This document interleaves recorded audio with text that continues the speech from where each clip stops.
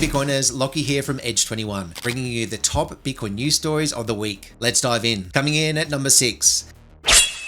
Natalie Brunell interviews Simon Gerovich, the founder and CEO of Metaplanet. Brunell unveils how Metaplanet became the best performing stock of 2024 thanks to its bold Bitcoin strategy. Gerovich shares that he was inspired by Michael Saylor of MicroStrategy and decided to pivot his hotel business into a Bitcoin treasury company. Facing challenges during COVID-19, Metaplanet sold its assets to buy Bitcoin, a move that led to a staggering 100x increase in their market cap. Gerovich quips, "Volatility is vitality," and encourages other companies to embrace Bitcoin, especially those zombie companies looking for a spark. Metaplanet plans to convert its remaining hotel in Tokyo into a Bitcoin hotel, featuring a Bitcoin museum and art gallery. You can count me in for a booking. Coming in at number 5.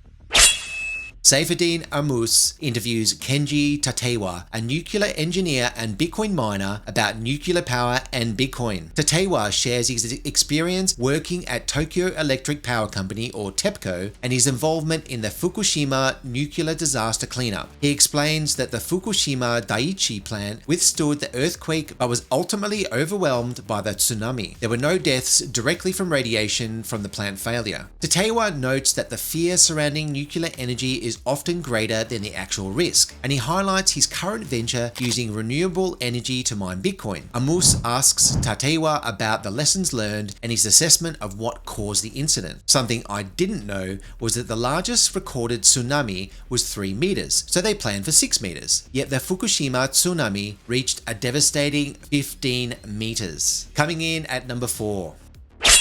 Sean Clark on G'day Bitcoin interviews Mel and Trudy, who are selling a property for Bitcoin. Mel and Trudy discuss their Bitcoin journey, highlighting the importance of understanding Bitcoin versus other cryptocurrencies. Trudy explains Bitcoin is not managed or owned by any particular entity. You cannot change the fact that there are only 21 million of them. They shifted from skepticism to becoming Bitcoin advocates after educating themselves about the problems with the current monetary system. They express it's all about trying to get the Australian population to be curious, ask questions, and not just hear something on the news and think that's it, but do a bit of research yourself. They are selling land for Bitcoin and are working to get rid of the banks and real estate agents in the process. Coming in at number 3.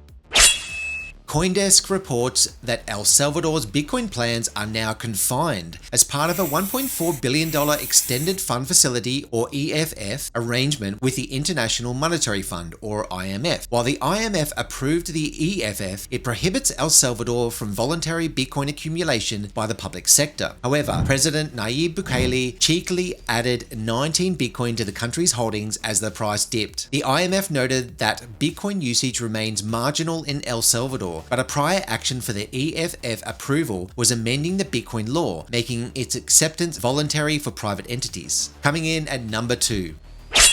Luke Markich reports on some potentially groundbreaking news. Donald Trump is creating a strategic crypto reserve for America. Markich highlights a $200 million whale who made a cool $10 million in a day using 50x leverage. Markich suggests this could be insider trading, as the whale built a massive long position just hours after the White House held its first ever crypto summit. He further points out the odds of the US creating a strategic Bitcoin reserve in 2025 have spiked to 60%. Markich emphasizes to his viewers, be careful what you buy just because the President of the United States is creating a strategic crypto reserve. Finally, coming in at number 1.